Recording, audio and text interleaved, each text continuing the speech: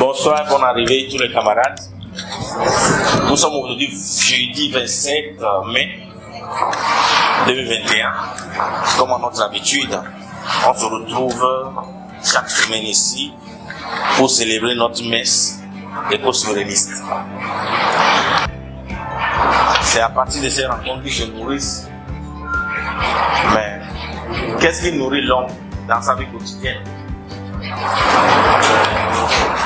En dehors de Dieu, il y a la connaissance de la vie active qui nous nourrit, qui nous permet d'être au-dessus de la mêlée ou de nous démarquer. Celui qui a plus de connaissances se démarque des autres.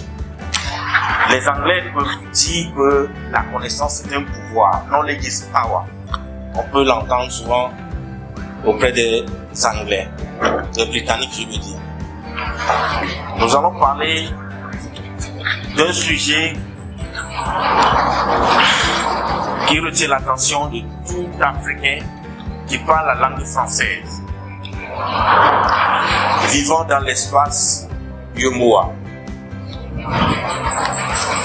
Nous allons commencer le thème portant sur l'importance du CFA dans notre système économique. Nous nous sommes posé la question, est-ce que c'est le CFA qui est la principale cause de la faiblesse de notre économie? Jusqu'à nos jours, nous voyons qu'il y a deux clans, il y a des défenseurs CFA, il y a des anti-CFA. De quoi s'agit-il? Le CFA, pour le dire, c'est une monnaie. Nous l'avons démontré lors de notre agora passé. Nous avons défini ce que c'est que la monnaie, l'origine de la monnaie dans la vie des humains. À quel moment la monnaie a apparu dans notre vie? Nous allons démontrer tout cela l'agora passé pour nous permettre d'apprécier l'importance de la monnaie dans la vie économique. Il y a un camarade qui avait dit que c'était un élément dans un ensemble. Cet ensemble qu'on appelle l'économie. Nous avions défini certains éléments plus importants dans cet ensemble qui étaient la production et la consommation. Et la monnaie intervient également dans cet ensemble. Donc voilà les éléments de cet ensemble qu'on appelle l'économie. Donc chaque élément a une importance. Est-ce la monnaie qui est plus importante dans une économie? Est-ce la monnaie plus importante que l'autre élément qu'on appelle la production ou la consommation? En d'autres termes, c'est ce que nous allons voir dans la continuité de notre thème aujourd'hui. Nous voulons arriver à conclure que la monnaie n'est pas forcément un élément qui cause la faiblesse d'une économie. Nous avions défini l'économie la semaine passée. Nous disons que l'économie, c'est, pour parler français terre à terre, que c'est la rencontre entre le besoin et le service, ou le bien et le besoin. C'est ça l'économie. On parle d'économie quand il y a des besoins et qu'il y a aussi des services pour satisfaire ces besoins. C'est cette activité de satisfaction des besoins qu'on appelle l'économie. Autrement dit, l'économie, c'est la satisfaction des besoins par des services ou des biens. Aussi simple. Et nous avions demandé à chacun de nous définir qu'est-ce qu'il comprend de la monnaie plus tard. Nous a donné, notre camarade Fatim nous avait fait le jeudi passé l'histoire de la monnaie dans notre pays en passant quand nous avons quitté le troc. Nous avons utilisé les courriers. Nous avons démontré pourquoi est-ce qu'on a quitté, pourquoi est-ce qu'on ne faisait plus de troc. Nous avons défini aussi le troc. Par définition, le troc était échanger des marchandises contre marchandises. Et quand le troc a montré son insuffisance, c'est là le régulateur a décidé d'inventer un instrument d'échange qu'on peut appeler plus tard de compensation. Parce que le troc a monté ses faiblesse, très insuffisance. C'est là que la monnaie est rentrée dans l'économie. Sinon, le principe de l'économie est basé sur l'échange. L'échange de bons procédés, l'échange de marchandises. Et la monnaie est devenue à la fin une marchandise aussi. Mais une marchandise universelle, conventionnellement reconnue, qui passe partout. À un moment donné, c'était un instrument de compensation. À un moment donné, la monnaie même devient une marchandise. Il faut posséder ça. Et c'est la seule marchandise qui te permet d'acheter toutes les marchandises. Et à la matière, quand on analyse le monde et comment le monde évolue, il y a un seul pays au monde qui a eu cette chance de détenir de façon exclusive la monnaie qui gouverne toutes les monnaies du monde. C'est les États-Unis d'Amérique. Quand on parle de souveraineté monétaire, il n'y a que les États-Unis d'Amérique qui sont souverains monétairement. Toutes les monnaies du monde, que ce soit le CD, que ce soit le CFA, que ce soit l'euro, que ce soit le yuan, le chinois, que ce soit le livre turc, tout dépend du dollar. Donc à ce stade, le dollar devient une marchandise qu'il faut posséder. Vous ne possédez pas le dollar, vous ne pouvez pas acheter quelque part. Nous entendons souvent la souveraineté monétaire quand on lutte pour le CFA. Est-ce que c'est un vrai thème qu'on doit employer? Nous avions démontré le jeudi passé qu'en fait, pourquoi est-ce que nos économistes détestent le CFA? Quelle est la nature du débat? À l'analyse, c'est un débat politique. Ce n'est pas un débat économique. À l'analyse, c'est un débat politique. Politique parce que les Africains ne veulent plus avoir de rapport avec la France. Que ce soit bien le CFA ou pas, le fait que c'est la Banque de France, c'est auprès de la Banque de France qu'on continue nos réserves de change dans le cadre de nos importations. Ils ne veulent pas. Quand on parle de France, ça les déniaise. Ils préfèrent constituer les mêmes réserves auprès des Chinois. Mais quand on dit français, eux ne veulent pas. Donc c'est politique, ce n'est pas économique le débat sur le franc CFA. Pourquoi c'est politique? Qu'on quitte le CFA, qu'on crée ECO, qu'on crée n'importe quelle monnaie, le fait que notre économie dépend essentiellement de l'importation, il nous faudra forcément consulter des réserves auprès des banques occidentales pour nous permettre de faire des achats auprès de nos fournisseurs. Ok. Quand vous prenez la banque centrale a ce qu'on appelle des banques partenaires, qu'on appelle autrement banques de correspondance. Je vous fais une démonstration. Quand un Togolais vend du maïs au Chinois, le Chinois doit payer le Togolais. Vous savez en quelle monnaie le Togolais vend ce maïs? C'est pas en CFA, c'est en dollars. Le Chinois doit le payer en dollars. Mais qu'est-ce qui se passe? Le Togolais a son compte à UTB. Et le Chinois doit renvoyer l'argent à ce Togolais. UTB a une banque partenaire en Europe, qu'on appelle Deutsche Bank par exemple en Allemagne.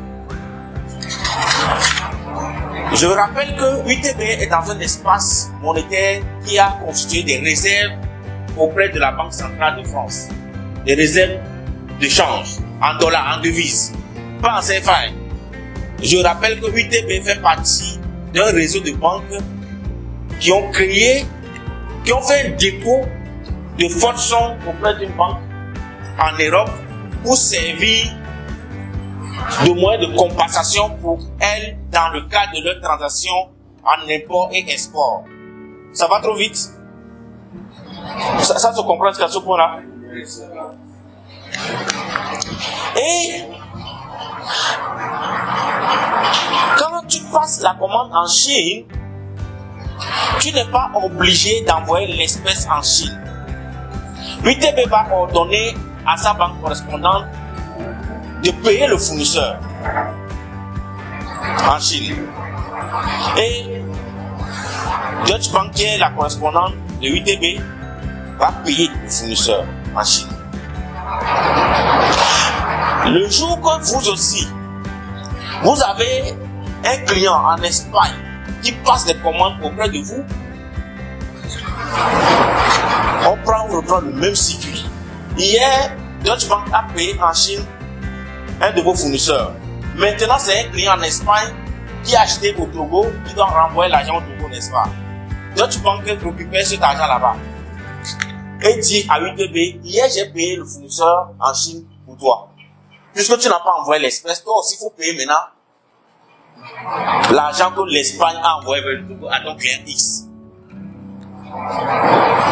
Maintenant, la France dit ceci. Puisque vous, votre économie est basée sur l'importation, vous importez plus que vous n'exportez. Vos banques correspondantes là, elles vont prendre beaucoup d'engagement à votre nom. Elles vont beaucoup payer vos fournisseurs. Bon, oui, vos fournisseurs à l'extérieur.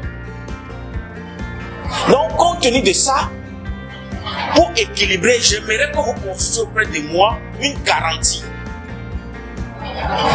financière en dépôt de liquide. Avant, c'était de l'or qu'ils ont réclamé. Quand il n'y avait plus de l'or, on a demandé maintenant de constituer des réserves en devises, en dollars. Donc la Banque de France se positionne pour dire, ok, moi, vous constituez cette réserve auprès de moi, je paierai la compensation avec vos banques correspondantes, qui seront dont les comptes ne seront en déséquilibre, dont la balance sera déséquilibrée. Puisque les banques correspondantes vont payer plus vos fournisseurs que vous ne payez vos clients ici. Donc il y aura donc un gap. Ce gap-là, moi, la Banque de France, le fait que vous constituez auprès de moi un dépôt ou ce qu'on appelle des réserves, moi je vais payer en avance ces différentes banques correspondantes. C'est ça la raison pour laquelle les pays de la sous-région, l'UEMOA, ont constitué la réserve auprès de la Banque centrale de la France. C'est une transaction de bon sens. Ce n'est rien de mauvais. En soi, ce n'est rien de mauvais. Si vous retirez ces réserves auprès de la France, vous allez la constituer auprès d'une autre banque occidentale. Ça, il n'y a rien à faire. Il faut une banque auprès de qui vous constituez ces réserves qui paye la différence aux différentes banques correspondantes des banques de l'UEMOA en Europe. Quand ils font préparer au Togo, 85% de ce qu'ils préparent vient de l'extérieur. 85% de ce qui rentre dans la cuisine, ça vient de l'extérieur, de l'importation. Nous avons démontré l'autre fois qu'en fait, l'économie de nos pays s'affaiblit davantage quand nous-mêmes nous ne produisons pas ce que nous mangeons.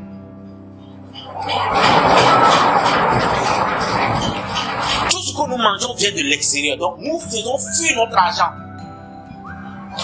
Et le cas du CFA, là où c'est grave, c'est que le CFA n'a pas de rapport direct avec le dollar.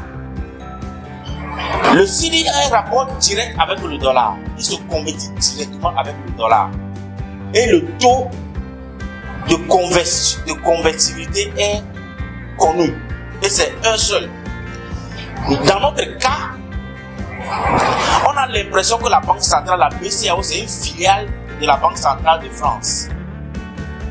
Voilà là où le problème, c'est que c'est là, oui, le nœud du problème. Le CFA n'est pas connu dans le système monétaire mondial comme étant une monnaie. Il faut d'abord que cette monnaie se représente, c'est-à-dire que cette monnaie se réfère au franc français avant d'avoir de la présence. Donc, les Français ont fixé d'abord un taux de convertibilité entre le CFA et le français d'abord. Ça, c'est le premier élément. Ils prélèvent d'abord des pourcentages d'abord sur ça. 2. Il faut maintenant qu'on le convertit maintenant en dollars. Deuxième conversion. Le CIRI paye un seul taux pendant que le CFA va payer 2 fois. Voici le problème que le CFA a dans sa nature et dans son rapport avec la France. Sinon, la question concernant la réserve monétaire, qu'on le veut ou pas, c'est une pratique internationale. Ça, c'est les Américains qui ont chassé et ils ont gardé ça comme ça. Personne ne le touche. C'est les Américains qui ont chassé et ils ont conquis le monde. Tu ne peux rien faire. Même le Chinois. Les Chinois constituent des réserves en devises. Pourquoi est-ce que la Chine ne souffre pas? La Chine ne souffre pas parce que son économie dépend de la production, consommation intérieure et l'exportation. Je répète, la Chine ne souffre pas dans son rapport monétaire avec les États-Unis parce que son économie dépend de la production, consommation locale et exportation. Ils exportent le surplus. Donc, si par exemple, les banques occidentales devaient exiger que nous devons constituer 20% de notre transaction annuelle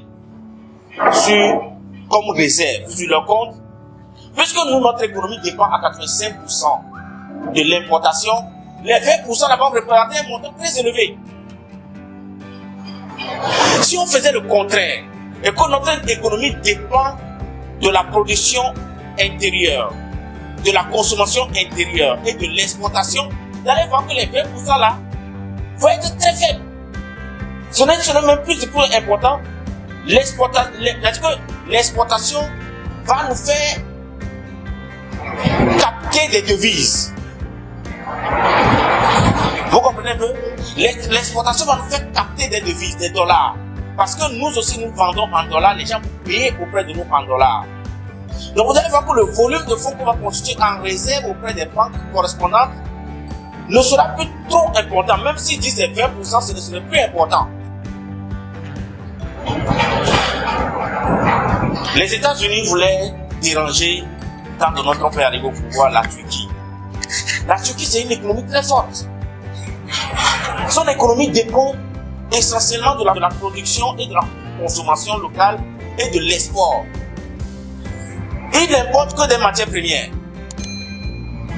Quand Donald Trump a voulu dévaluer le livre turc, ça pesait sur leur importation de matières premières et non sur leur exportation. Ils exportaient normalement. Ça agissait sur... Ils devaient déployer plus d'argent maintenant pour pouvoir acheter des matières premières. Ce qui allait avoir un incident grave sur le coût de production. Et c'est comme ça que les Américains tenaient les Turcs. C'est sur la matière première qu'ils avaient des soucis avec eux. Puisque ils ont dévalué la monnaie. Le dollar a dévalué. C'est le dollar qui donne les valeurs aux monnaies en fait. C'est le dollar qui décide que moi, Syrie, $1 va faire 10 Syrie. C'est le dollar qui décide, c'est pas le Ghana qui décide. Est-ce que vous comprenez un peu? S'il veut faire mal à un pays, il décide de dire, écoute, à part de Dieu. Si les États-Unis veulent te faire mal pour te punir financièrement, économiquement plutôt, il va dévaluer ta monnaie en annonçant seulement le taux de convertibilité. Si hier, tu devais prendre 2 Syries pour prendre $1, il dit il faut prendre maintenant 5 Syries pour prendre $1. Et il a tué ton économie comme ça. Est-ce que vous comprenez un peu? Et c'est ce que les États-Unis font souvent avec les pays qui sont têtus. Oui. Oui. Est-ce que vous comprenez par rapport au franc CFA et l'euro par exemple, on voit les choses pour prendre un euro, il faut 650. Donc, dans cette situation, on peut dire que la France vient la monnaie a axé sur l'économie africaine. Alors, effectivement, c'est sur ça que je développais, que nous pouvons réduire l'impact en changeant de modèle économique. La solution à cette situation, c'est de changer de modèle économique. Mais tant qu'on est dans le modèle économique basé sur l'importation, ça c'est la mort garantie. Ça a un grand impact sur l'économie parce que il faut prendre 600 francs CFA pour prendre 1 euro. Parce que notre modèle économique actuel n'est pas compatible à un développement certain de notre économie. Est-ce que tu comprends un peu? Si on changeait de modèle économique et que nous produisons nous-mêmes ce que nous mangeons, vous allez voir que l'impact sera très minimisé. C'est comme on te donne de l'alcool, Sorabi, un verre. Et tu bois ça dans un coup comme ça, sans diluer, c'est trop fort. On est d'accord? Imagine-toi que tu verses le même verre de Sorabi plutôt dans un litre d'eau. Qu'est-ce qui va se passer? Tu dis? Tu as dilué considérablement l'effet de Sorabi. C'est ça en fait. Pour éviter de faire des combats frontaux avec les Européens, il faut changer juste le modèle économique. Tant que notre économie dépend de l'importation, le CFA, il est très dangereux pour nous. Parce que quand on vient au taux de convertibilité, ça nous revient plus cher. On est d'accord? On peut garder le CFA. Et si on n'importe plus, c'est fini. On peut garder le CFA. Si on change systématiquement de modèle économique, donc on importe plus, vous allez voir que ça n'aura plus d'impact. C'est ça que je comprends un peu. Nous allons maintenant capter plutôt les devises étrangères parce que nous vendons à l'extérieur. On se comprend, non? Le problème, il est ailleurs. Au lieu de lutter jusqu'à ce qu'on tue les chefs d'État dans ça, pour nous, c'est bête. Changeons systématiquement de modèle économique. Ne dépendons plus, nous sommes pas économiquement indépendants. L'indépendance économique là, on ne demande pas ça à quelqu'un. C'est nous-mêmes qui décidons d'être indépendants économiquement. C'est nous-mêmes qui avons décidé d'être dépendants économiquement aussi. Je vais vous démontrer ça. Pourquoi? Est-ce que la Chine, quand la Chine a ouvert ses usines et a commencé à être grenier du monde, de grenier de l'industrie mondiale, est-ce que les Français sont opposés que les Togolais aillent faire des achats en Chine? C'est nous, on a choisi. C'est nous-mêmes qui avons choisi la dépendance économique. Notre combat doit se tourner vers l'indépendance économique. Et ce n'est pas une affaire des Blancs. C'est nous-mêmes qui décidons que le maïs qu'on doit manger là, c'est nous-mêmes qui doit produire. Vous imaginez qu'aujourd'hui, la dépendance économique est allée loin. Le haricot vient du Nigeria. L'oignon vient du Niger. La tomate vient du Burkina Faso. Ça, c'est la dépendance économique. C'est de ça qu'il s'agit. Comment est-ce qu'on peut arriver à ce stade où c'est le Bénin qui nous donne des viviers aujourd'hui? Aujourd'hui, le vent a tourné. Nous vivons plutôt la dépendance économique volontaire. La monnaie, telle qu'on a démontré l'autre fois, nous pouvons diluer son impact sur notre économie très rapidement en changeant de modèle. Oui, camarade. Oui. J'avais une question.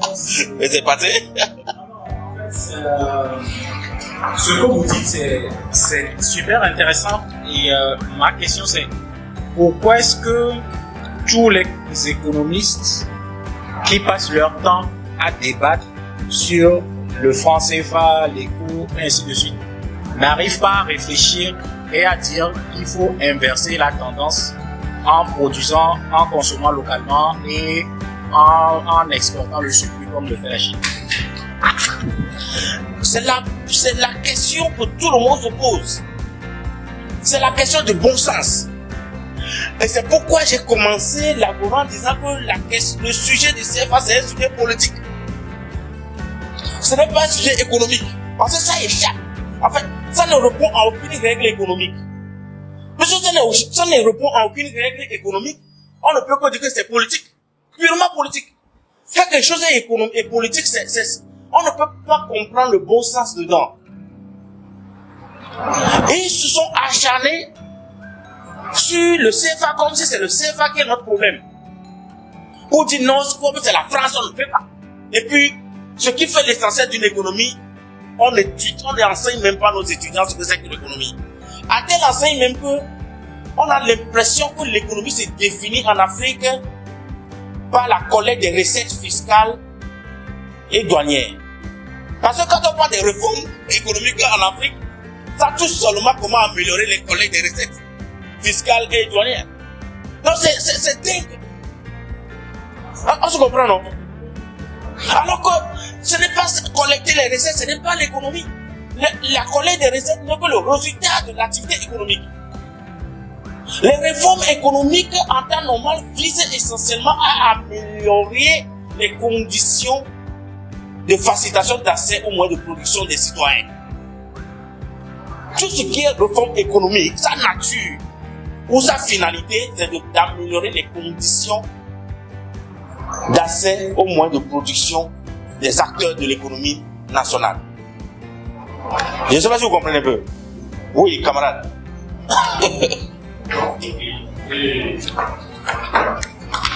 Ok, d'accord.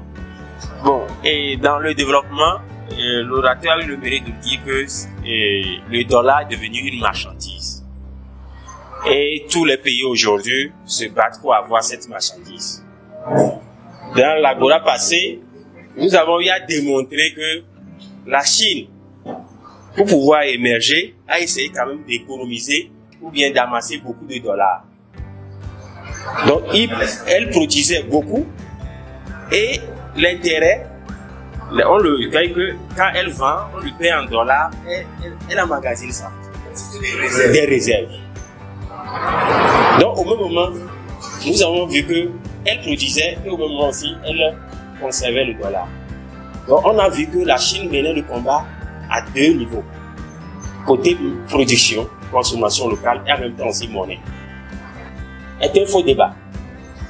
Bien sûr, si c'est un élément dans un ensemble, c'est un élément prépondérant. Qu'est-ce qui fait la force du dollar américain? Je vais comprendre. Okay. Qu'est-ce qui fait que aujourd'hui, et tous les pays anglophones qui n'utilisent pas le franc CFA sont les premières puissances, c'est-à-dire en Afrique. Qui ont concocté les milliardaires. C'est ceux-là qui n'utilisent pas le franc CFA. Alors, il y a un problème là-bas. Je veux comprendre, oui. Vous rentrez dans une pharmacie au Ghana, 99% des produits que vous allez trouver dans les officines sont produits au Ghana. Sortez d'ici, vous rentrez à Fraou. Vous rentrez dans une pharmacie, simplement une pharmacie. 99% des produits que vous allez voir sont produits au Ghana. Vous allez au Nigeria. Oui. Sur ce point-là, il faut comprendre que il y a le drugstore au Ghana et le Herbal Center. Tout ce qui est produit à base des herbes ont aussi leur pharmacie. C'est ça ils appellent le Herbal Center. Et tout ce qui est comprimé, médicaments, c'est stocké dans les drugstores. Vous voyez? Donc, le Ghana même a pris sur lui de développer ce secteur. Et quand vous allez derrière Old Whitechapel, il y a une grande concession là où tous les pays, les Burkinabés, les Togolais, vous allez voir, c'est du scotch que vous allez entendre. Ils emballent. Beaucoup viennent là se ravitailler. Donc, il faut qu'on change de modèle économique. Merci beaucoup, camarade. Oui. Vous répondez toujours aux camarades, c'est ça, non? Je vais juste appuyer ce que le camarade vient de dire par rapport au produit local du Ghana. Aujourd'hui, 90% des produits que nos bonnes femmes vendent sont essentiellement venus du Ghana. Même le Ghana ici. Oui. Et par rapport aux plantes, la dernière fois, il y a une femme qui se plaignait que son enfant a des vers. L'enfant est tombé dans les eaux ruisselantes de la pluie et il y a des vers. Une femme l'a juste dit de prendre une boîte d'extrait de plantes. L'enfant a pris le matin, le soir, on voit que l'enfant est complètement sur pied, quoi. Donc, juste pour approuver que quand c'est local et que c'est bien fait, on ne peut que s'approvisionner. Merci. Ok, j'aimerais dire aux camarades Paul que la rupture du franc CFA aujourd'hui et la lutte qui a été menée pendant longtemps, nous avons compris que si on reste toujours dans cette dynamique de lutte, c'est que on est en train de faire un faux combat. Donc, la solution que propose aujourd'hui les go-souverainistes, je crois que c'est une piste à développer aujourd'hui. Si nous faisons comme on est en train de le dire, nous produisons et que nous pouvons nous-mêmes déjà consommer ce que nous produisons, déjà du moment où nous commençons par constituer nos réserves, je suis sûr et certain qu'au niveau de la France, même si on veut aujourd'hui sortir et constituer notre propre monnaie, ça ne poserait pas de problème. Mais du moment où nous continuerons par dire nous allons importer, et qu'ils seront toujours dans le schéma de ne pas nous libérer, nous ne pourrons pas nous en sortir. Bon, j'aimerais rebondir un peu sur ce que vous venez de dire et refaire le lien par rapport à ce que vous disiez sur le fait que le débat sur le franc CFA est politique. Aujourd'hui, un constat, je sais pas si tout le monde arrive à le constater, tous les chefs d'État d'Afrique francophone cherchent toujours une légitimité auprès de la France. Quand tu es élu, dès que tu n'as pas été reçu à l'Élysée, ça veut dire que tu n'es pas encore adjoué. Donc, si la question du franc CFA reste politique et que de Sylvanus Olympio à n'importe qui ont été assassinés, ça veut dire que derrière, il y a une volonté que les Africains ne s'affranchissent pas de ça. Je suis sûr que nos dirigeants ont sûrement échangé avec des économistes en off qui leur ont dit il faut juste inverser la tendance en consommant local, en produisant local, en faisant comme la Chine avec le stock, comme le Ghana avec le stock de réserve, et ainsi de suite. Mais derrière, quand on vous dit écoutez,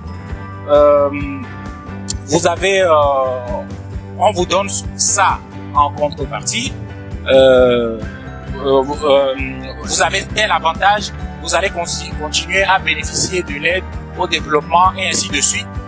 Je veux dire, de façon automatique, beaucoup de chefs d'État africains ne veulent pas mettre en place des mesures qui soient fortes et qui permettent à ce qu'on ait des États forts qui permettent de lutter contre des choses. Derrière, il y a la question de la corruption. Ça veut dire, je suis là, je vais avantager ma famille, je vais avantager mes proches et ainsi de suite. Alors, qui dit État fort, dit on lutte contre la corruption, on lutte contre le népotisme, on lutte contre la gabegie. Et je pense que la personne qui a vite compris ça, c'était Thomas Sankara. Parce que dans la discussion, ça me rappelait, en fait, que Thomas Sankara s'est toujours battu. Il avait vite compris en disant souveraineté alimentaire, consommons local, portons nos habits et ainsi de suite, nos chaussures et tout le reste. Voilà. C'était ma contrepartie.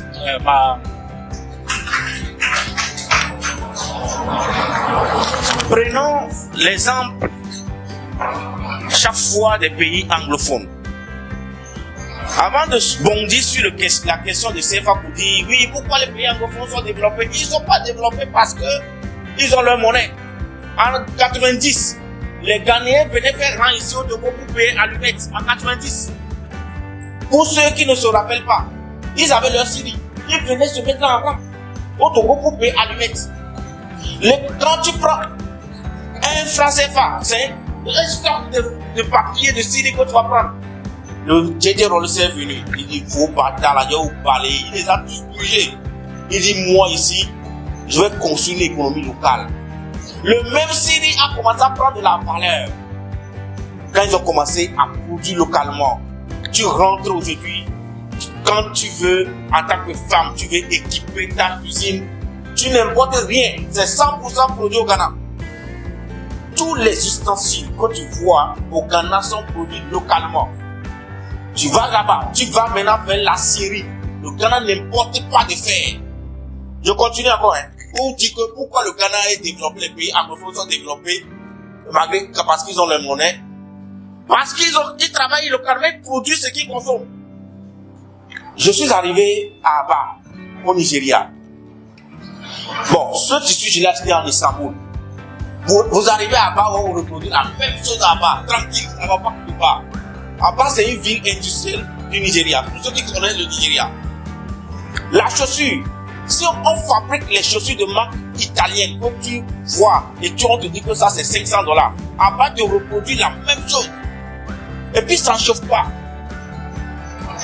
Le Nigeria, la télévision écran plat coûte 30 000 francs au Nigeria. Parce que le Nigeria fabrique les écrans plasma. Est-ce que vous savez ça? Les ventilateurs, ce que vous voyez ici, c'est produit au Nigeria. Les climatiseurs sont produits au Nigeria. Le Nigeria, c'est la première industrie de l'Afrique de l'Ouest. Et là... non, lui, c'est là qu'on parlait d'abord. Ok, merci. Moi, je rejoins mon camarade de l'autre côté qui propose que la question du franc CFA ne doit pas être rejetée. Parce que le défi de l'Afrique, ce n'est pas seulement la monnaie. Quand on va mettre de côté la monnaie, je pense que notre lutte sera une lutte vaine. Parce que il y a une simple question qu'on peut se poser. Mais si la monnaie n'est pas présente dans notre lutte, pourquoi, en fait, qu'est-ce qui fait gesticuler la France ainsi en tuant nos leaders? Non, c'est pas fini. Je l'ai démontré tout à l'heure. Pourquoi est-ce que la France est si attachée à cette monnaie? Pourquoi ils tuent les dirigeants à cause de ça? La réponse est très simple. Vous savez, la monnaie, c'est une marchandise qui est chère. Le CFA n'est pas considéré comme une monnaie. En même temps, quand tu veux chercher, ce n'est pas référencé comme étant une monnaie. Le CFA, la Banque centrale de l'Afrique de l'Ouest, est comme une filiale de la Banque centrale de la France. Suivez-moi bien. Et comme il part une monnaie pour nous, les colonies, cette monnaie d'abord doit sa représentativité à travers la monnaie française, qui est le franc français. Ils définissent un taux de convertibilité entre notre monnaie ici et le franc français. Ils gagnent de l'argent là-dessus. Est-ce que vous comprenez un peu? Ils gagnent de l'argent dessus. Le rating, ils gagnent de l'argent là-dessus. Taux d'échange. Ils convertissent d'abord notre CFA en franc français avant de le convertir en dollars. Ça fait 2 fois. Donc le premier taux de conversion là, ça c'est pour eux. Est-ce que vous comprenez un peu? Parce que notre monnaie ne prend de la valeur que s'il est d'abord franc français auprès du dollar. Et ça, vous comprenez un peu. Donc l'intérêt de la France dans ce deal, c'est qu'on vous maintient à utiliser cette monnaie pour qu'on gagne toujours dans le taux de convertibilité. Est-ce que vous comprenez un peu? Est-ce qu'on se comprend un peu? C'est ce que la France gagne. On se comprend? Et la France gagne cela comment? La France gagne quand vous commandez vos choses en Chine, au Japon et autres. C'est là où vous avez besoin de convertir l'argent en dollars. Si vous n'avez pas eu besoin de convertir l'argent en dollars parce que vous devez acheter en Chine, au Japon, en Chine, ils ne gagnent rien. Est-ce que vous comprenez un peu? Au lieu de que nos dirigeants se laissent tuer gratuitement parce que c'est leur chasse gardée, on change uniquement. Puisque chaque fois je viens, tu me colles sur la tête. Je viens, tu me colles sur la tête. Mais, chaque fois tu viens, je te colle, mais tu viens. C'est qui est bête entre nous deux?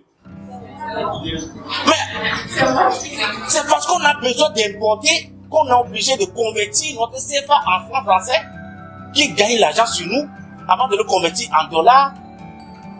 Mais si nous disons aujourd'hui nous n'avons plus besoin d'importer, c'est fini, il n'y a plus de convertibilité. Donc le débat, pour ne pas qu'on se fasse tuer gratuitement là, parce qu'ils sont plus forts que nous, pour ne pas s'éliminer nous tous là, les Sankara et autres là, changeons de modèle. Ce que nous voulons construire, la produisons nous-mêmes. Et puis on a tout besoin. Pourquoi Sankara change de modèle? Alors, Sankara, lui-même, ils ont déjà fait tout. Il a voulu changer le modèle, mais pourquoi l'a tué? alors, question de Sankara, pourquoi Sankara est mort? Je réponds souvent à ceci. Je réponds souvent à la mort de Sankara pour dire, excusez-moi, ça va être trop politique. Il y a la manière de faire les choses. Excusez-moi, il y a la manière de faire les choses. Quand quelqu'un est plus fort que toi, il est fort plus que toi. On n'affronte pas celui qui est plus fort que toi. On s'harmonise et puis on avance. On est d'accord?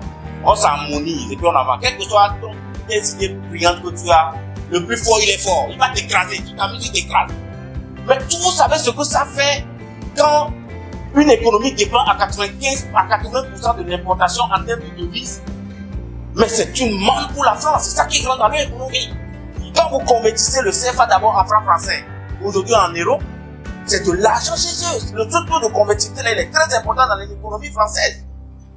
Mais et puis vous êtes là un jour, vous décidez que non, oui, nous ne voulons plus. Même quand vous allez sortir votre euro là, ils vont vous imposer ça toujours. C'est-à-dire que le fait même qu'on vous envoie aujourd'hui vos réserves d'échange à la banque centrale, ça ne veut rien dire. Ça c'est comme si donne-moi la chaîne, je vais l'attacher. Donne-moi la chaîne, je vais l'attacher à la corde. Donne-moi la corde, je vais attacher la chaîne. C'est presque la même chose. Le sujet de la monnaie, pour l'essence, ce n'est pas ça notre problème. Revisons notre modèle économique. Nous allons diminuer la teneur de l'alcool. Je prenais l'exemple tout à l'heure. Si tu bois un verre de Sorabi Jota, d'un seul coup comme ça, c'est fort. Mais si tu le versais le même verre dans l'eau, 1 litre là, tu diminues la teneur en alcool. Tu peux boire ça facilement sans te faire brûler la gorge. On est d'accord? Il faut seulement qu'on change de modèle économique. On n'a pas besoin de créer ça sur les médias. Nous avons seulement besoin que les banques financent nos agriculteurs. Que nos parents ne vont plus au champ avec la houe. Ça commence par là.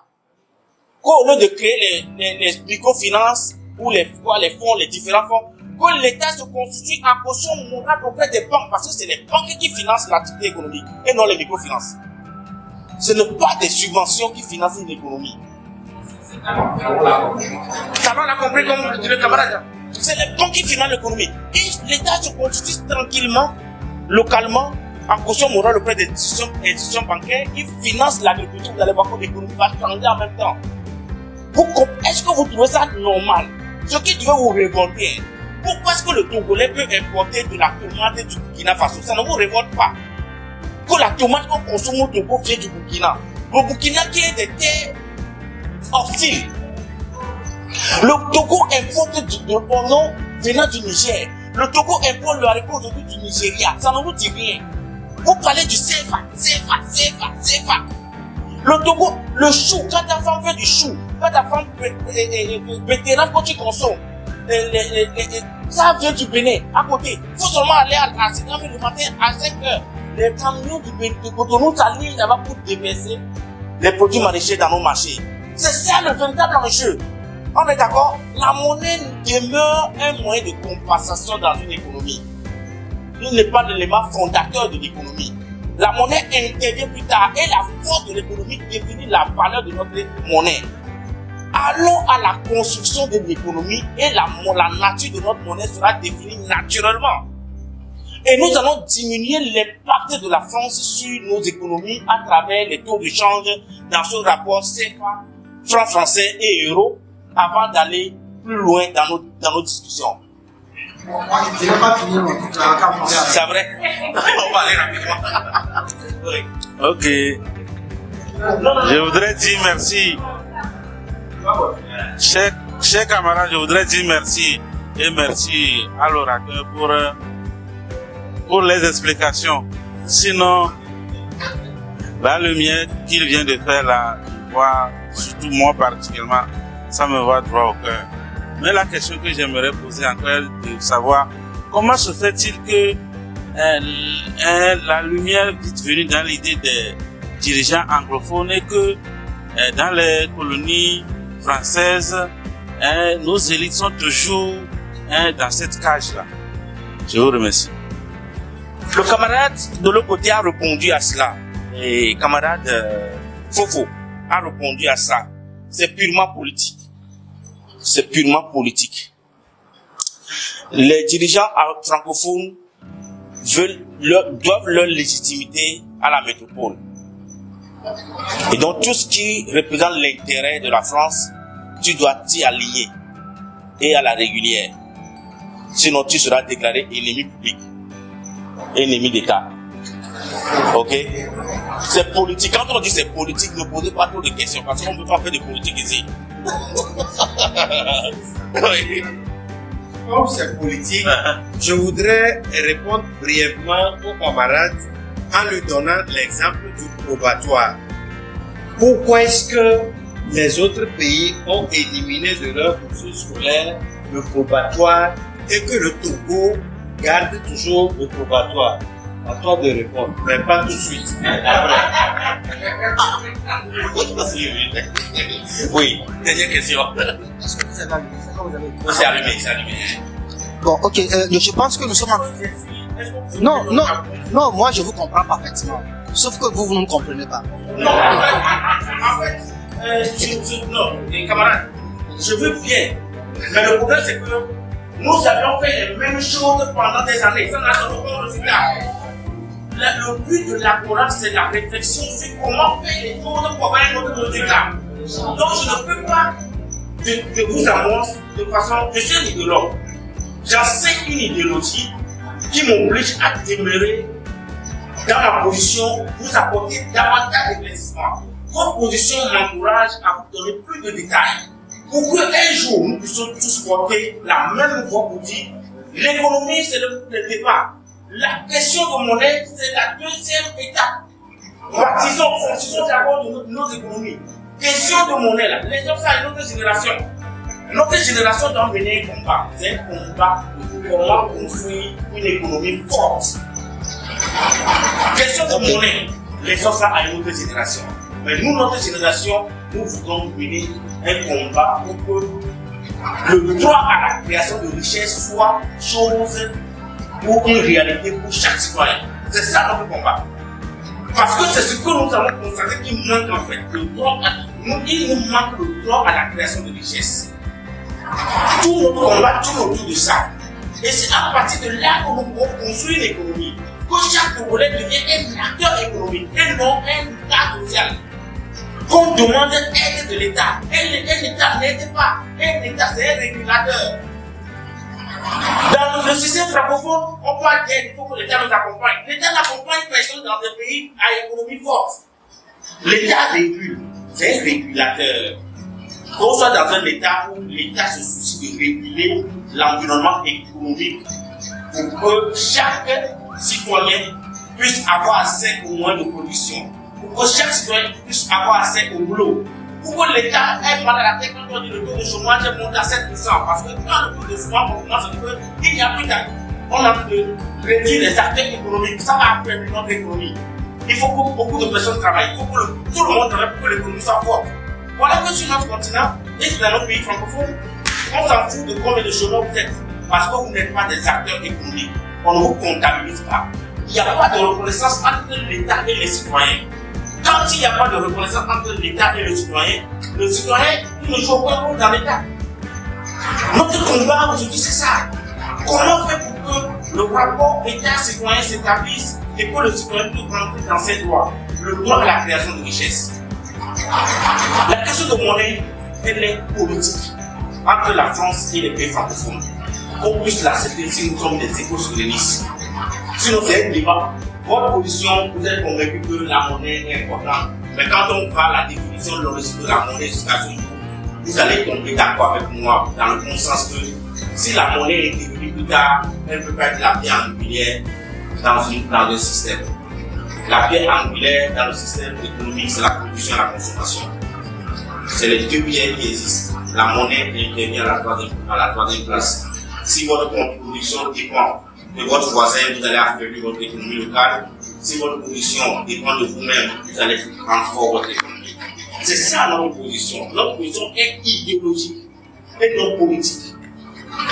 Parce que nous voulons changer de mentalité. Quand le camarade Koko demandait pourquoi nos dirigeants ne pensent pas sur le sujet, nous demandons, c'est les dirigeants que nous fabriquons comme ça les jeudis soirs. Ce sera quoi?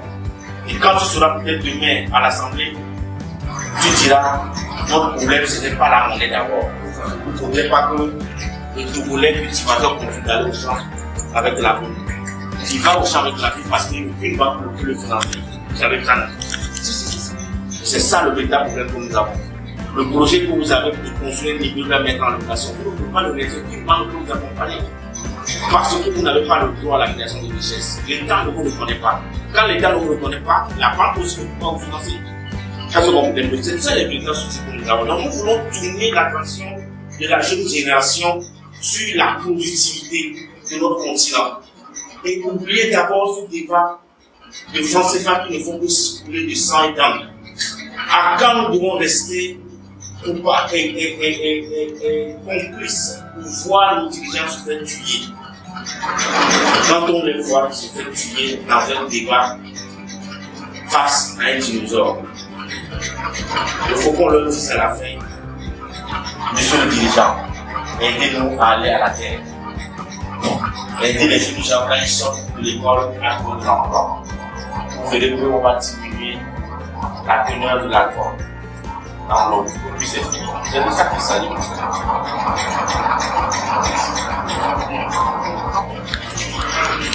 Ok, sinon, bon, moi, je garde toujours, moi, je le dis, je le répète encore, je vous comprends entièrement. Je vous comprends parfaitement. Je suis d'accord avec vous.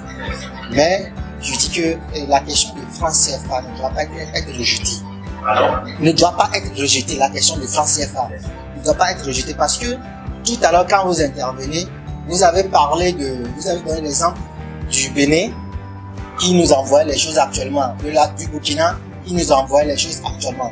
Quand on parle du franc CFA, ça ne concerne pas que le Togo, ou bien le Bénin.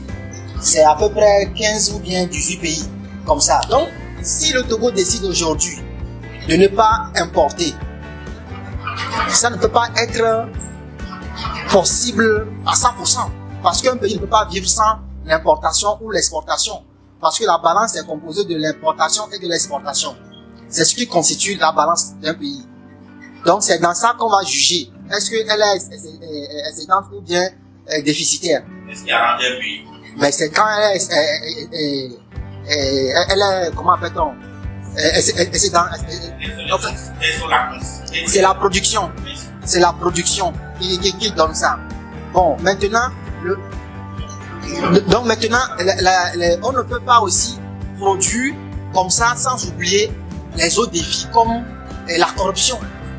Nous pouvons changer de modèle étant que, mais au moment où il y a la corruption, tout ce que nous faisons là est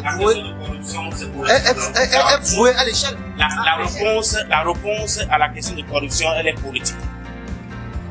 La réponse à la question de corruption, elle est politique et c'est une volonté politique. La réponse à la corruption. On est d'accord? Donc, nous sommes d'accord que ce qui arrange un pays, c'est la balance excédentaire. Et vous avez compris que la balance excédentaire est due à la production locale. Oui, l'importation existera toujours parce qu'il nous faut importer la matière première. Même la Chine importe la matière première. L'économie chinoise, elle importe beaucoup la matière première. Même la Turquie importe la matière première. Mais les banques doivent nous faire des prêts. Les banques ne peuvent pas nous faire des prêts au moment où on n'a pas l'argent dans leur caisse. Avant d'avoir l'argent dans leur caisse, elles doivent aller prêter ça à la BCAO. Aussi, avant d'avoir ce devis, c'est qu'il y a la France. Vous savez, une très bonne question, une très bonne parenthèse. Les banques, ce sont des entités indépendantes. Ce sont des entités indépendantes qui ont pour mission de lever des fonds et de vendre de l'argent. Elles sont libres de lever les fonds partout. Elle voudra bien. On est d'accord? Mais comme elle est dans un système économique et qu'elle a établi des accords avec des banques centrales, la première personne auprès de qui elle prend de l'argent, c'est d'abord la banque centrale. Si la banque centrale ne peut pas répondre à son besoin, elle va sur d'autres marchés. Est-ce que vous comprenez un peu? En soutenant cela par des besoins exprimés par ses clients locaux.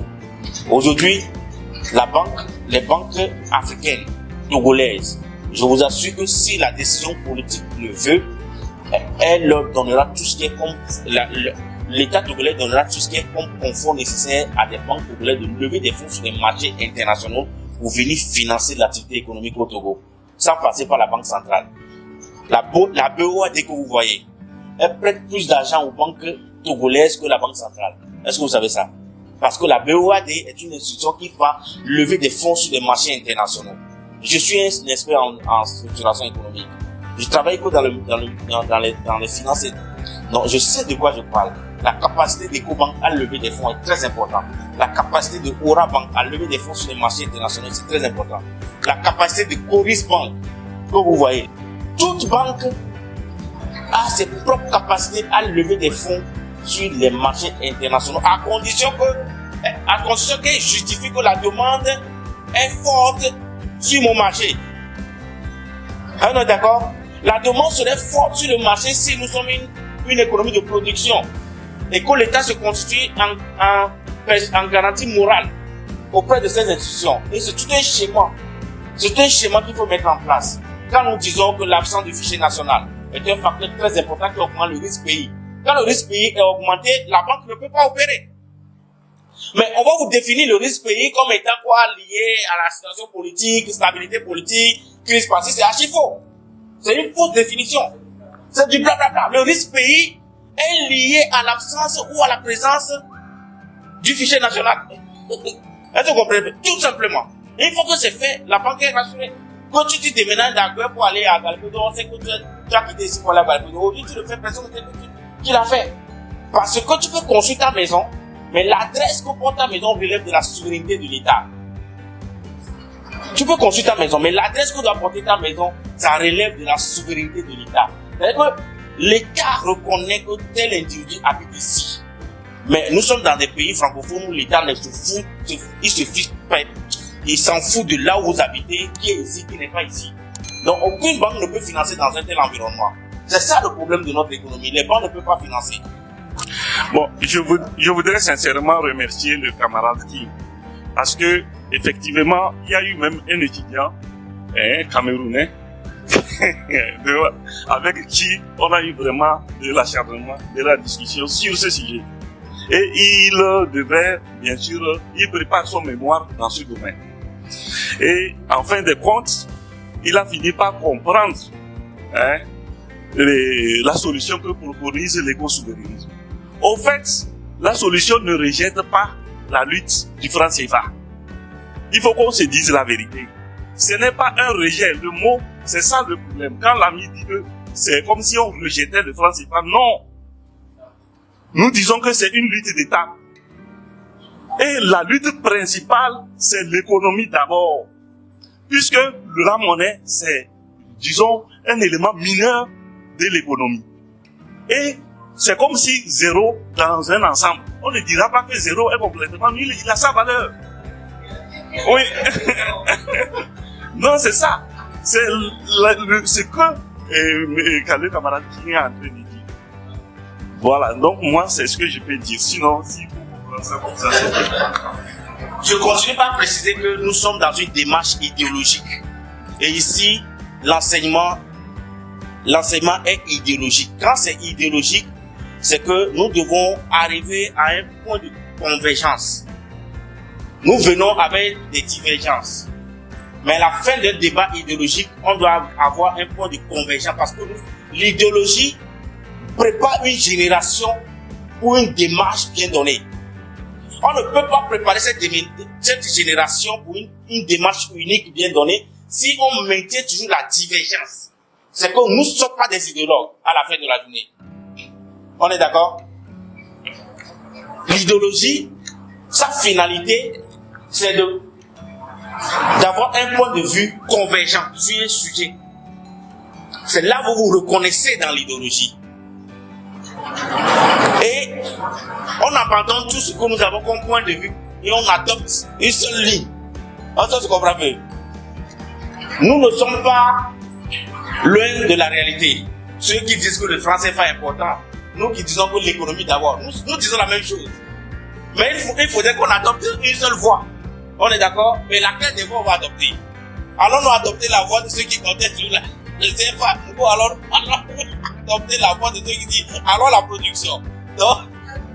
Qu'est-ce qu'on va? On va la production, mais on va se faire. Camarade, on va. Non, on va applaudir et puis nous on va venir payer. Applaudissez-les. Je voulais donner un exemple. Par exemple, d'habitude, on dit que dans nos villages, la vie est facile dans les villages plus que dans la ville. Et pourquoi nous disons ça? Parce que, par exemple, moi, ma mère est à Palimé. Donc, quand je vais chez elle à Palimé, on rentre au champ, on prend le piment au champ, on prend des mets au champ, on prend le maïs, on prend tout au champ. Par exemple, eux, ils n'utilisent pas les cubes. Donc, rarement, ils vont utiliser les cubes. Et si notre papa prend son fusil, il se promène un peu, il ramène quelque chose. Donc, banalement, avec 100 francs, on a déjà préparé. Donc, si le manger que nous mangeons, ce que nous consommons, et la plus grande partie vient de nos champs, pourquoi aller encore chez les gens pour aller payer ce qu'on a ramené de l'extérieur? Par exemple, avant, il y avait beaucoup de tisserands. On prend les cotons, on fait les tisserands pour les pagnes que les gens du Nord utilisaient beaucoup. On prend les cotons ici, maintenant il n'y en a plus ça. Sinon, avant Palimé, il y en a partout dans les coins.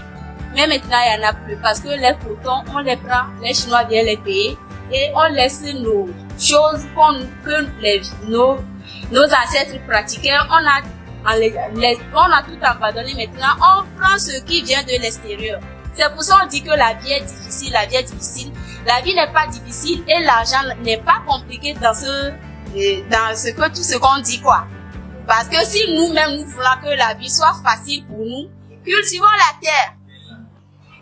Et les maïs, les haricots, c'est lui qui nous fournit. Oui, en fait, je voulais juste faire 2-3 compléments assez rapides pour expliquer en fait. Bon, honnêtement, de vous à moi ce soir, c'est la première fois que je me penche sur le débat du CFA et l'explication a été donnée de façon très simple, très claire et très limpide et j'ai rapidement compris. Parce qu'assez souvent, il y a l'ONG avec d'autres personnes qui organisent des choses, qui vont à la confrontation. Et finalement, dans la réflexion, je vois que ça ne sert à rien.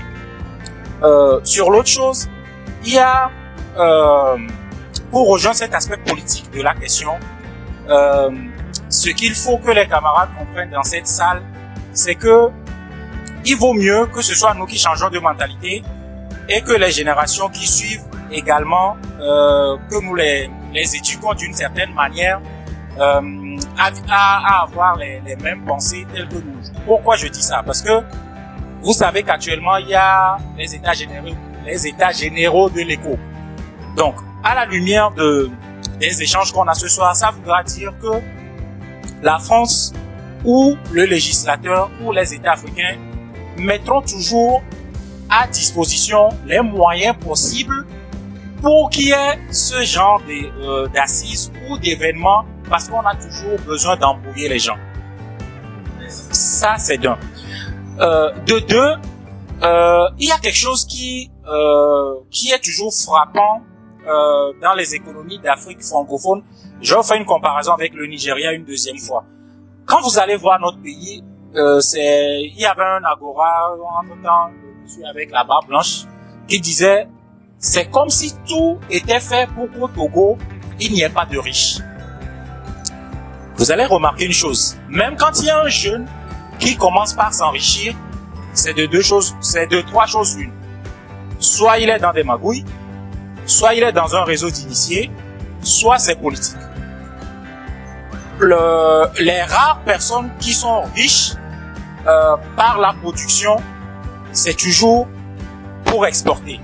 Et là, ça met en lumière un autre problème qui rejoint celui du fait que si nous importons du Bénin voisin, du Nigeria voisin, il est important que vous gardiez à l'esprit qu'au Togo, on exporte en même les haricots qu'on importe du Nigeria, on exporte ça aujourd'hui en Turquie. La plupart des produits, aujourd'hui, on a créé des conditions dans le pays pour faciliter l'exportation de tout ce qui est maraîcher, de tout ce qui est vivrier. Et aujourd'hui, les gens, beaucoup de jeunes, beaucoup de gens pensent que oui, en exportant, je suis riche. C'est comme le soja. Oui, j'exporte des tonnes de kilos. Et puis, quand les chiffres tombent, on dit le Togo est premier exportateur dans la zone européenne de tel produit. C'est triste. Et moi, il y a des jeunes entrepreneurs, des fois, qu'on accompagne ici, où on fait les cafés RSE. Ce que je leur dis la plupart du temps, c'est, il faut faire attention parce que il y a déjà un besoin qui est local que vous n'arrivez pas à assouvir. Après le besoin local, il y a le besoin sous-régional. On a les avantages en zone UEMOA et ainsi de suite. Mais vous êtes toujours là à dire, oui, il faut que j'exporte parce que c'est ça qui va faire que je vais devenir riche. Au contraire, quand vous allez voir votre marge de bénéfice, elle n'est pas importante. Alors que quand vous produisez à contre-saison, votre marge de bénéfice, elle est beaucoup plus importante que lorsque vous passez votre temps à faire. Donc, pour rejoindre encore cet aspect politique, toutes les conditions seront toujours créées pour que la productivité, elle soit toujours exportée, pour qu'on n'arrive pas à avoir du stock, pour qu'on n'arrive pas à avoir de la réserve et pour qu'on ne puisse pas exporter que l'excédent. Ça veut dire quoi? Ça veut dire aussi qu'on va contrôler les gens qui sont riches. Ça veut dire que dès que vous rentrez, si vous prenez l'exemple du soja par exemple, si vous êtes autonome, aujourd'hui vous avez peut-être 1000 hectares de soja, tant que vous ne faites pas partie du réseau des acteurs exportateurs de soja, votre soja il va dormir chez vous en stock.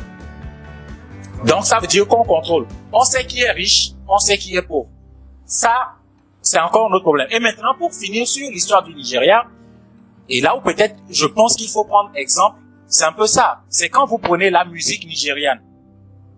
Vous allez voir. Faites une comparaison entre les artistes nigérians et les artistes togolais. Les Nigérians consomment beaucoup la musique locale. Quand vous prenez le genre de Femi et ainsi de suite, il y a de ce genre et ce sont des gens qui sont milliardaires dans leur monnaie et ainsi de suite parce qu'il y a une consommation locale. Il y a des artistes nigérians, je suis sûr, si je vous parle de Naira Marley, vous connaissez pas.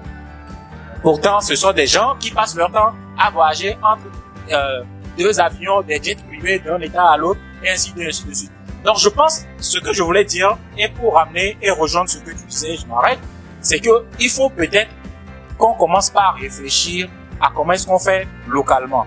Quand nous produisons, c'est quoi notre vision? Il y a toujours une question qu'il faut toujours se poser. Ça, je le dis aux gens que moi j'accompagne ici. Quelle est votre vision? Est-ce que vous voulez le faire pour les autres ou est-ce que vous voulez le faire pour vous et pour vous-même? Quand vous produisez et que vous dites, OK, moi, mon objectif, encore une fois, il y a une consommation locale que beaucoup de personnes ne maîtrisent pas ici. Voilà, en complément, c'est ce que je voulais dire. Voilà. Merci beaucoup, camarade Fofo, parce qu'il y a même un contraste que le Togo exporte le haricot vers la Turquie, le Togo importe ou même le haricot du Nigeria. Un véritable contraste pour justifier combien de fois, quand l'État est absent dans la vie de ses citoyens, c'est de l'anarchie, c'est une véritable catastrophe. L'économie n'existe pas dans nos pays, parce qu'aucune règle n'existe en la matière. On sent seulement la présence de l'État quand il s'agit de prélever des taxes et autres. Mais l'économie, proprement dit, il n'y a aucune base de nos jours. L'écosouverainisme, dans cette perspective, veut une nation forte économiquement avec des bases solides, garantissant à chaque citoyen le droit à la création de richesses, qui est très fondamental. Faire de chaque citoyen un acteur économique. Aujourd'hui, en l'absence de l'État dans nos pays, les citoyens n'ont pas d'identité, donc n'ont pas de présence devant une banque. D'où les citoyens sont des cas sociaux. Ils n'attendent que l'aide de la part de l'État. Mais ce que vous allez savoir qui est décevant, plus un État abandonne ses citoyens, n'est pas présent dans leur vie, organiser la vie économique de ses citoyens, l'assiette fiscale s'affaiblit. D'où l'État ne serait pas en mesure de faire face à ses besoins budgétaires, va se tourner vers des aides extérieures. En ce moment, l'État devient aussi un cas social. Parce que celui qui demande de l'aide, c'est un cas social. Il a créé lui-même des petits cas sociaux pour devenir lui-même un cas social vis-à-vis de l'extérieur. Et il est obligé chaque fois d'emprunter parce que les recettes fiscales sont très faibles. Imaginez un instant que chaque Togolais est un acteur économique et que chaque citoyen togolais est imposable. Dans notre économie telle que ça est aujourd'hui, puisque nous n'existons pas vis-à-vis de l'État, parce qu'il y a l'absence du fichier national, il n'y a que des entreprises qui sont imposables. Il n'y a que Fofo qui paye impôt, mais lui, c'est son entreprise qui paye impôt, mais lui, ne paye pas impôt. Vas-y, n'hésite pas. Vas-y, n'hésite pas. C'est son entreprise qui existe. Parce que ils sont obligés d'enlever tout ce qui est normalement la collecte des déchets. Par exemple, les taxes d'enlèvement des ordures ménagères pour les fonctionnaires du service public, c'est prélevé à la source. Donc, puisque normalement c'est à la mairie, c'est la mairie qui récupère cette assiette et qui redirige vers les opérateurs pour qu'ils puissent collecter les déchets. Donc, c'est prélevé à la source sur les salaires des fonctionnaires d'État. Il y a beaucoup de petites taxes comme ça qui sont prélevées. Et maintenant, nous, au niveau des particuliers, les différentes formes de taxes qu'on paye, par exemple, ils vont enlever la taxe d'habitation. Donc, on va regarder par rapport, en fonction de ton truc, on se dit, ok, toi, sûrement, tu vas habiter dans une maison à étage. Donc, il y a ça aussi qui est impliqué. Donc, alors que normalement, comme tu le dis, si tous les citoyens, tous les citoyens sont imposables, et donc, s'il y avait un fichier national, et ça, on tend vers ça, parce que c'est ce qu'ils sont en train de faire actuellement, on est en train de tendre vers ça. Si tous les citoyens sont imposables, ça garantit l'accès au prêt à la banque, et ça facilite les choses. Et en Europe, ou en France, par exemple, c'est ça, tous les citoyens qui, étant donné qu'ils sont imposables, ainsi de suite, qui, au niveau d'une banque, dès que tu travailles, et ainsi de suite, tu as droit à un prêt. Tu as droit au prêt à la consommation, tu as droit à n'importe quel type de prêt que tu veux. Du moment où la banque s'assure qu'il n'y a pas de risque par rapport au remboursement, on te fait un prêt. Bon, maintenant, personnellement, quelque chose pour conclure. Quand on regarde un peu tout ce qui se passe actuellement au Togo, il y a eu les projets Agropole. Il y a aujourd'hui la création du fichier national avec financement de la Banque mondiale. Donc c'est ça qu'ils appellent il y a l'hôtel Carrier qu'ils veulent mettre pour le stockage des données, ainsi de suite, et tout le reste. Donc création du fichier numérique. Il y a beaucoup de politiques qui sont en train d'être mises en place. Oui. Le fichier numérique. Oui. Le fichier numérique. Oui. C'est l'élément du fichier national. Ok. Ah, mais je veux parce qu'il y a une nuance là-dessus. Je te repasserai la parole pour que tu dises. Maintenant, en fait, ce que je veux dire, c'est que aujourd'hui, il y a beaucoup d'actions qui sont en train, beaucoup de politiques qui sont en train d'être prises par le gouvernement togolais pour faciliter beaucoup de choses, ainsi de suite, pour les jeunes, pour la population.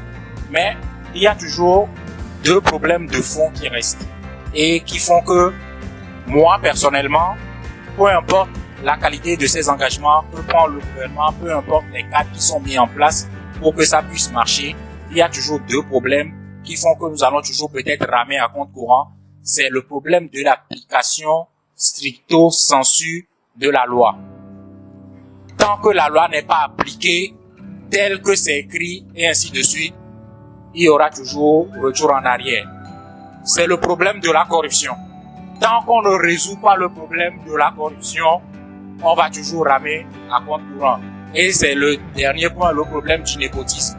Tant qu'on mettra toujours la personne qui n'a pas le bon diplôme, qui n'est pas adaptée à ce poste, on va toujours ramer à compte courant. Donc ça fait que sur un même poste, on va avoir peut-être 3 voire 4 personnes parce que quelqu'un l'a mis là-bas, parce que c'est l'ami d'eux, ou l'enfant d'eux, ainsi de suite. Il y aura le vrai technicien qui ne sera pas écouté, ainsi de suite. Donc, on aura toujours 4 dossiers qui vont marcher.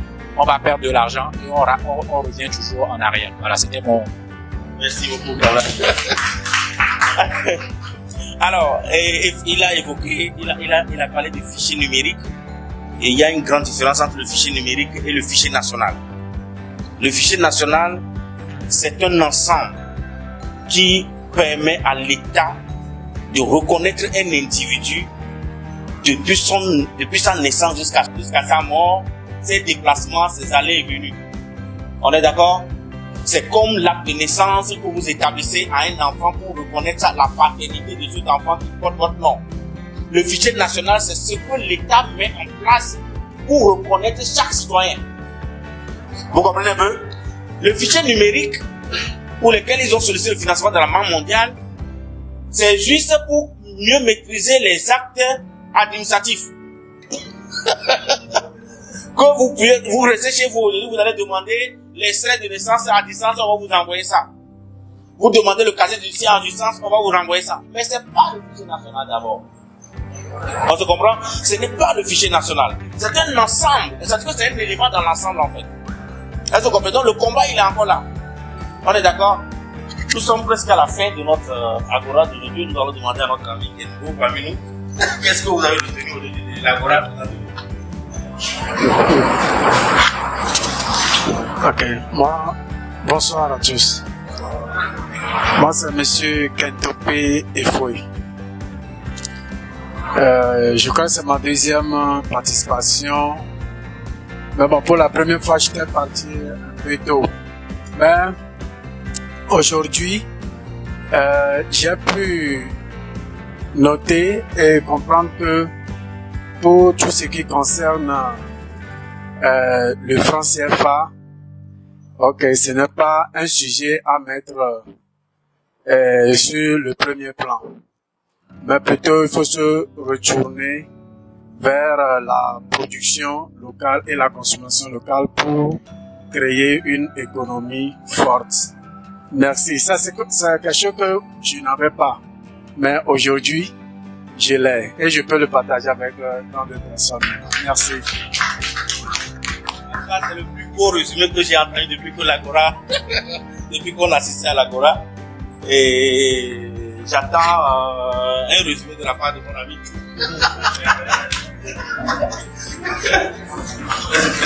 Ok, je vous remercie. Je vous remercie tous. Ça a été toujours passionnant le débat. Bon, nous tous, comme nous le disons, on s'entend bien sur le point que, en fait, arrivé à un moment, il faut changer de fusil. Si le fusil que tu utilises n'arrive pas à tuer le gibier que tu voulais, arrivé à un moment, il faut le changer. Donc, si avec le CFA, on n'arrive pas à gagner la bataille, bon, changeons de modèle pour voir si ça peut aller. Donc, il n'y a pas de souci pour ça. Merci. Un dernier résumé.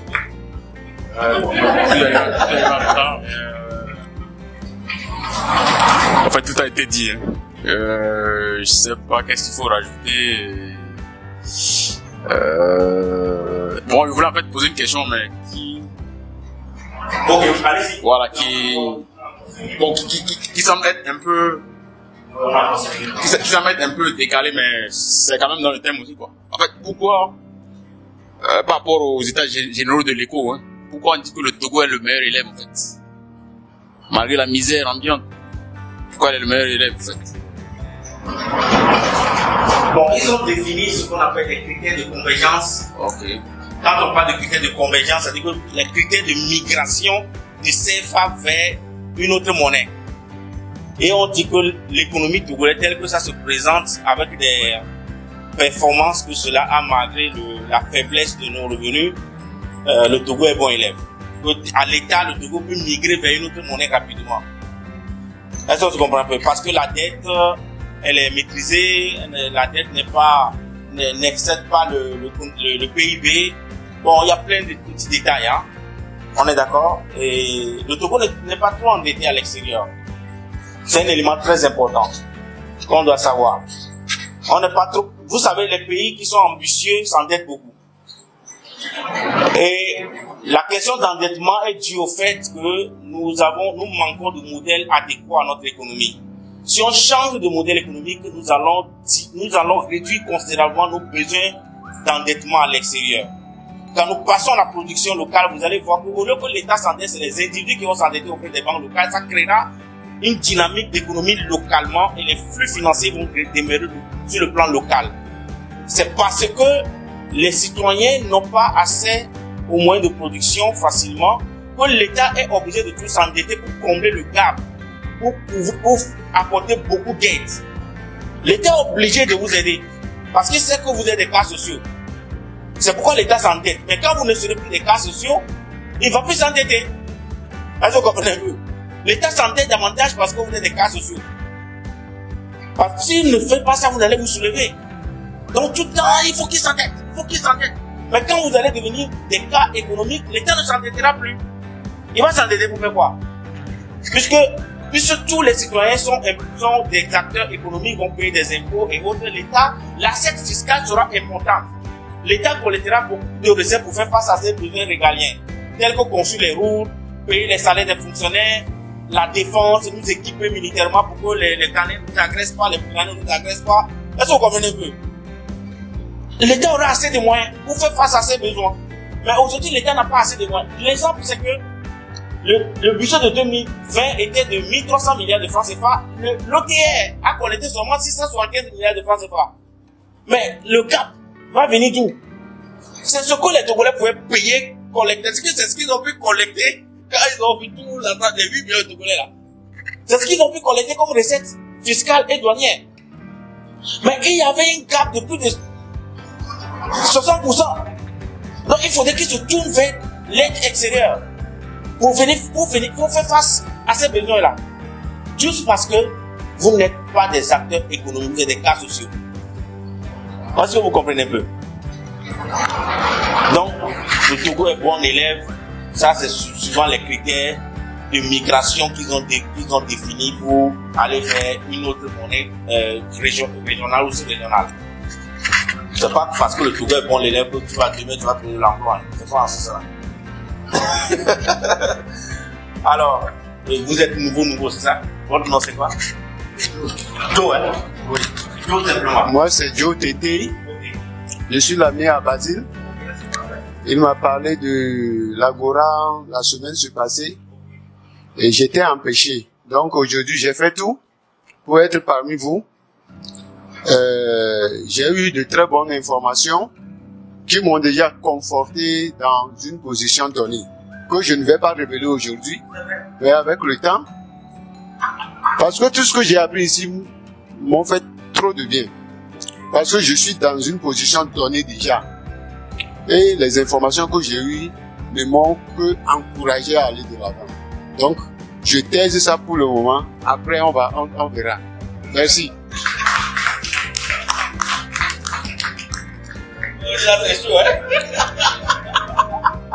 C'est vraiment fort.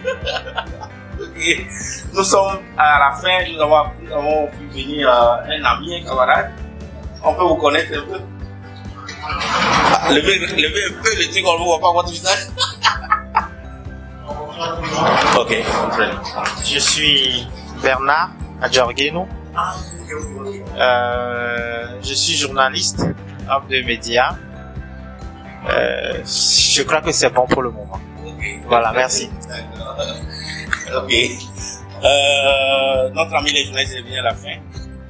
Pour vous résumer rapidement, aujourd'hui nous avons débattu sur la question de l'importance du CFA dans notre économie.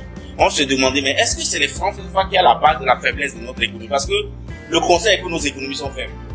Est-ce que c'est le franc CFA qui est à la base de la faiblesse de nos économies? Nous avions fait toutes sortes d'analyses, des diagnostics sur diagnostics. Si le CFA est une monnaie, nous nous sommes demandé, mais quelle est l'importance de la monnaie dans une économie? Le thème est allé sur deux semaines. On a débattu la première partie la semaine passée. Aujourd'hui, la semaine passée, nous avons vu l'origine de la monnaie dans l'économie.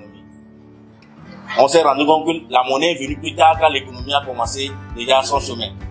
Donc, ça veut dire que il faut revoir les copies. Donc, si la monnaie est venue plus tard, ça veut dire qu'elle n'est pas l'élément fondateur d'une économie, mais plutôt un élément dans un ensemble. Comme on peut le dire, le zéro est dans un ensemble, il est important, il a sa valeur. Mais le 1 est plus important que le 2, c'est que zéro. C'est de ça qu'il s'agit. Donc, la monnaie est dans un ensemble économique, mais il est comme zéro dans un ensemble mathématique. Il a son importance, hein, le CFA a son importance, ou bien la monnaie a son importance. Donc, voilà le développement que nous allons faire. Nous sommes à la fin du débat concernant l'importance de la monnaie dans une économie. Et quand on parle de monnaie, la référence, on fait référence au CFA dans notre espace mémoire. Si nous étions au Ghana, on parlerait de Sidi. Donc, c'est pour dire que politiquement, nous ne sommes pas engagés politiquement. C'est un débat apolitique. Les Agora, c'est un cas de discussion apolitique. Nous ne voudrons pas du tout inviter nos amis à engager souvent des discussions politiques là-dessus. Nous voudrons un continent avec une génération qui réfléchit autrement. Hier, les gens s'asseyaient pour parler politique, mais ça n'a rien donné. Mais notre quotidien, là, c'est quoi? C'est l'économie qui anime notre vie. Est-ce que nous trouvons à manger? Les gens ont parlé d'alternance. Ça a donné quoi dans ce pays? Ça n'a rien donné. Mais discutons maintenant de ce qui fait la vie quotidienne des citoyens. Que sommes-nous? Ça, ce sont les sujets qui sont d'ordre économique. Donc, l'Agora, c'est une, si tu veux, c'est une séance à obédience économique. Ouais, c'est des séances à obédience économique où nous débattons uniquement sur des sujets économiques, sur la vie de tous les jours. Des thèmes varient. Chaque jeudi soir, c'est notre messe ici. On serait très heureux de vous compter parmi nous régulièrement. Parce qu'il faut des journalistes, parce que il faut que ça soit relayé pour que ça porte loin dans la population. Pour dire qu'il y a un cas de réflexion. Il y a un cas de réflexion qui est pur. Nous évitons souvent à travers nos amis, des dirigeants à venir nous écouter parce que ça peut aider. Quand nous avons débattu sur le thème de 13 ans d'études, juste pour savoir lire et écrire, ça a intéressé les gens du ministère que notre ami a invité. On découvre que 13 ans d'études, juste pour savoir lire et écrire. Et puis terminer, ça ne va pas quelque part. C'est des sujets comme ça que nous discutons ici. Et pour venir, nous faisons ce qu'on appelle des perspectives. Les perspectives, qu'est-ce qu'on peut faire? On fait d'abord les états des lieux et on vous parle des perspectives. Qu'est-ce qu'on peut faire pour améliorer maintenant les choses? On est d'accord? Donc, en fait, l'Agora est animée par une idéologie que nous appelons l'éco-souverainisme, qui est la défense du droit à la création de richesses. Parce qu'on s'est rendu compte que dans nos économies, dans nos États, on a tous les droits, droit à l'éducation, droit. Mais le droit à la création de richesses n'existe pas dans notre Est. C'est grâce à ce droit que les Européens, les Américains ont pu garantir à leurs citoyens l'accès facile aux moyens de production. Et voilà pourquoi quand vous arrivez en Europe, pas longtemps vous allez trouver de l'emploi. Parce que c'est une obligation. Être un acteur économique, c'est une obligation, un droit que tout citoyen doit jouir. Donc on vous en rend compte que ce droit n'existe pas dans nos textes. Donc l'éco-souverainisme, c'est une idéologie qui défend le droit, l'avènement du droit à la création de richesses dans nos États africains. Il ne s'agit pas seulement du Togo. Vous les avez au Cameroun, en RDC, ainsi de suite. Donc, je m'appelle King Dodro. Je suis l'animateur d'aujourd'hui. Bienvenue parmi nous. Et c'est la fin de notre Agora de ce soir. Nous espérons vous compter plus nombreux la semaine prochaine. Et que le thème de la semaine prochaine aussi va retenir davantage l'attention de tous les camarades. Merci pour votre assiduité. Merci pour le temps que vous consacrez à l'Agora de tous les jeudis soirs. Et que Dieu vous ramène chez vous. Dieu veille toujours sur l'Agora et King et tous ses camarades.